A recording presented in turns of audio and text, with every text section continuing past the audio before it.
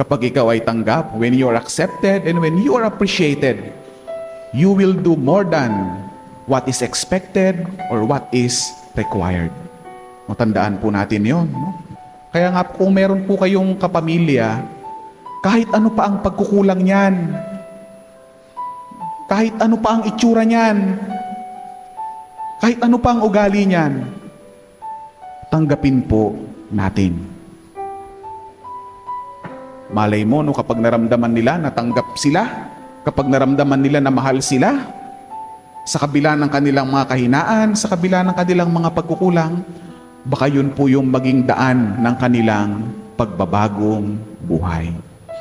Yun po yung napakagandang karanasan ng prodigal son sa atin pong mabuting balita. No? Sa kabila ng kanyang kawalangyaan na ginawa sa kanyang tatay, sa kabila ng kanyang mga kasalanan, naramdaman niya na siya ay tanggap.